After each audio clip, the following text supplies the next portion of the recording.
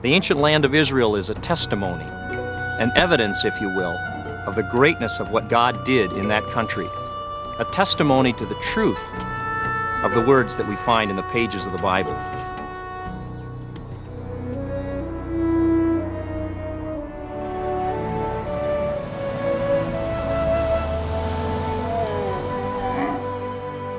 Thank you. Shukran, shukran. Wow. And that's homemade pita, people. That's not bakery pita.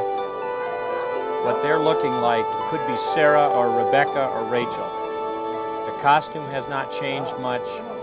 The dark skin would be very close to what she looked like. You remember when God comes to visit Abraham and Abraham right away invites him to eat?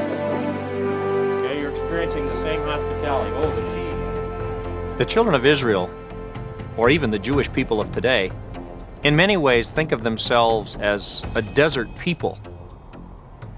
A great deal of the imagery of the Bible comes out of their experience in the desert.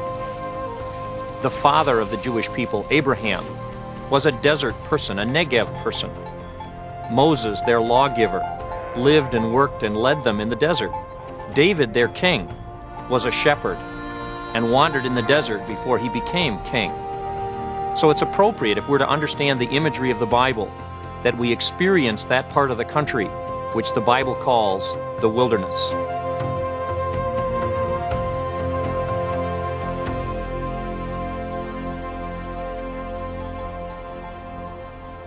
We're sitting this morning on a hill in the area of Israel called the Negev.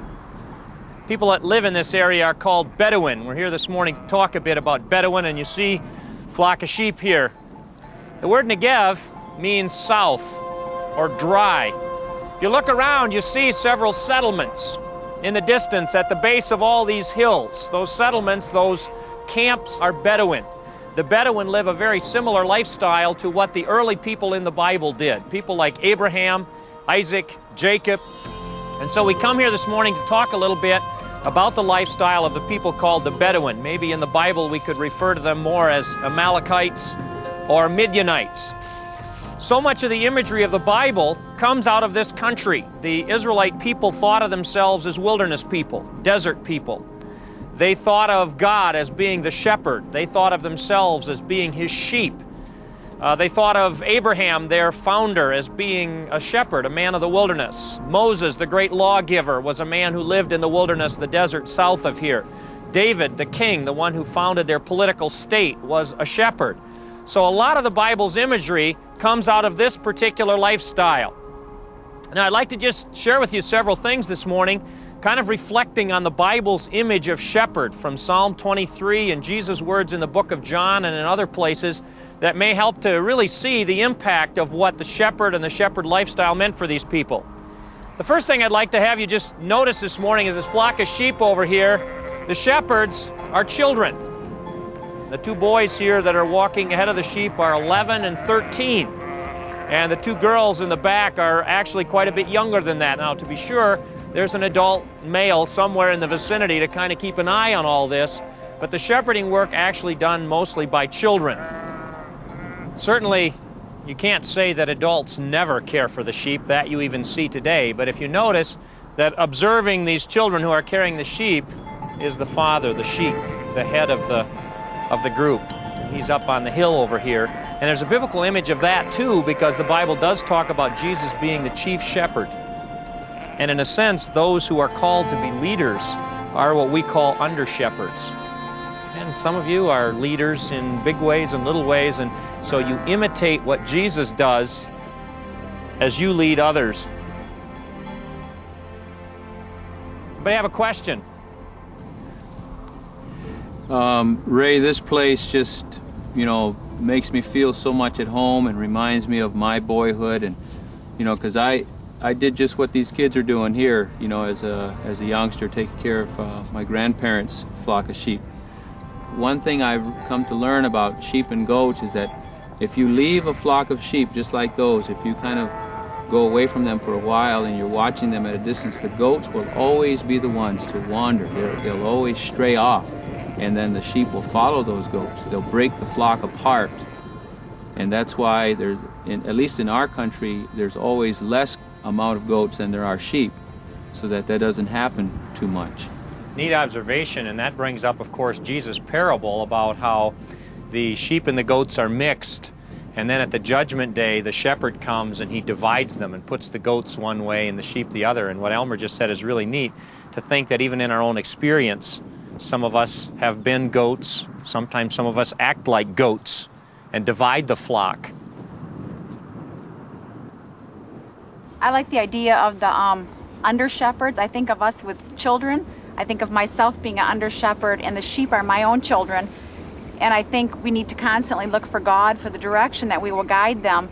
And then I like the idea that they look to your feet. You know, they recognize our voice, but they look at our feet for our example of what we do. That's a wonderful image. I love that. I think that's great to think of the opportunities you have to be an under-shepherd and how important it is for you to be like the shepherd. And that children watch your feet, your walk, your daily walk. Ray, you've changed some of our images of what's said in Psalm 23. Can you comment on "My cup runneth over"? Since you're talking about the sheep image, and the sheep go to drink or to eat out of a trough when they're in a sheepfold, in a sense, by saying "my cup runs over," you could translate that as "my trough runs over." So you get this image of this large container that is so full that it actually runs over. The sheep listens to his voice, that is the shepherd. He calls his own by name and leads them. When he has brought out all his own, he goes on ahead of them, and his sheep follow him because they know his voice. But they will never follow a stranger. In fact, they will run away from him because they do not recognize a stranger's voice. And then he says, "I am the good shepherd. The good shepherd lays down his life for his sheep. I am the good shepherd, I know my sheep, and my sheep know me, just as the Father knows me and I know the Father. The reason my Father loves me is that I lay down my life for my sheep." So the image is, just like you're seeing out here in many ways, of the shepherd, God to us, Jesus to us, out in front, sheep following, the voice calling, and God saying, "This is the way." Now, I thought about that yesterday as we walked that beautiful Jericho road up toward Jerusalem. You know, in a sense, Jesus is walking the road, but he's out in front of his disciples, and he's saying, "Follow me."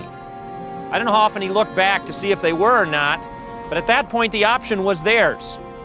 So we're talking about God giving us the responsibility of affecting and shaping our culture, and what you need to see Jesus doing is Jesus is out there walking ahead and saying, "Here's the battle plan."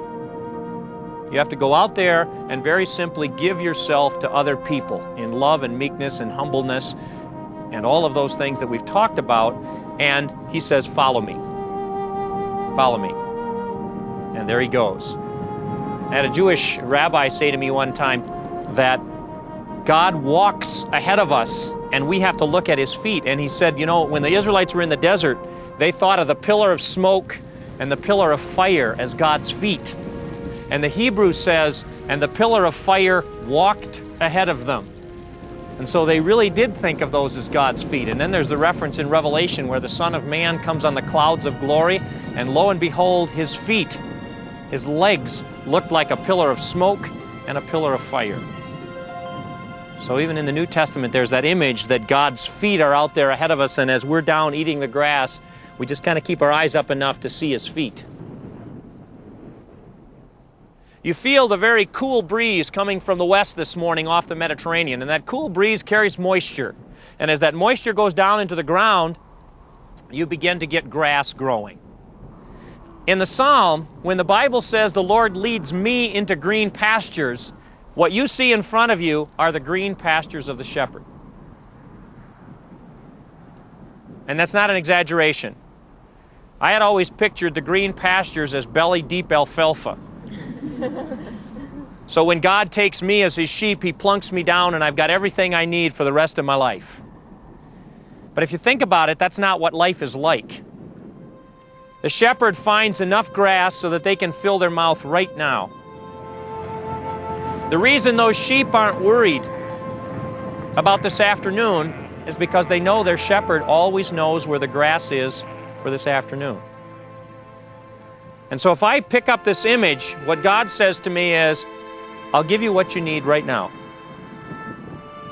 Worry is to deal with tomorrow's problems without tomorrow's green pastures. But you're not going to get tomorrow's green pastures till tomorrow. Now that was a life-transforming concept for me as I began to discover that in this culture, because for me, I was a person who spent a lot of time worrying about tomorrow. Still am, but maybe less so now, because I realize God says, I'll give you what you need right now. We're all doing fine. We got enough to eat, we're healthy, things are fine. I don't know what's going to happen an hour from now, but God says, don't worry. When it gets here, I'm your shepherd, and I know where the pastures are. Just over a week ago, my mother was killed, and my first instant reaction was, there's no way I can complete this assignment that God has given. And it just came back to me that Psalm 23 was the answer. I needed to deal with each moment and to say, God, I can't think about going to Israel in a week. It's too big. It's something I can't handle. So give me the green pastures for right now. And He did. Jesus tells a parable about the 99 sheep, and one of them wanders away. And there are two dangers when the one wanders away from the other 99. One is if you lose track of the shepherd, you could die for lack of something to eat. And those huge cliffs, wandering away from the shepherd is an extremely dangerous option. You could very easily fall, very easily be seriously hurt. The Bible also says God leads me to quiet water. Now in this particular country, and you can see some of them over there, they have a phenomenon called wadis. And it rains up in those mountains. The farther you go, the more it rains. You can get heavy rainstorms in those mountains, and suddenly the mountains can't absorb enough water, and that water will come rushing down these canyons. Some goes to the east, to the Dead Sea, some to the south, down into this valley and out into the Negev. Well, the sheep have a tendency to go down in those wadis looking for water, because often there are pools of water trapped in the wadi. But that's dangerous, because while you're getting a drink of that water, it could end up killing you. Quiet water is water that is peaceful, not dangerous, not something that's going to hurt you, not something that's going to create a problem for you. So God says, follow me, and I'll show you the quiet water. I'll show you what's safe. I'll show you what's good. There's a tendency sometimes, I think, to satisfy that thirst for life in ways that are potentially very dangerous. And God says, be thirsty, that's wonderful, but let me show you what's good water. We climbed down into the wadi, and we found the acacia trees, just as the Bible describes. We're just about down to the Dead Sea. We're in the bottom of a wadi, so you have to imagine during a rainstorm or a flood, this thing would be full of water, maybe 4 or 5 feet deep. Happen a couple times a year. Normally, in this area, shrubs and trees grow very short. You can look on these hills and see almost nothing growing.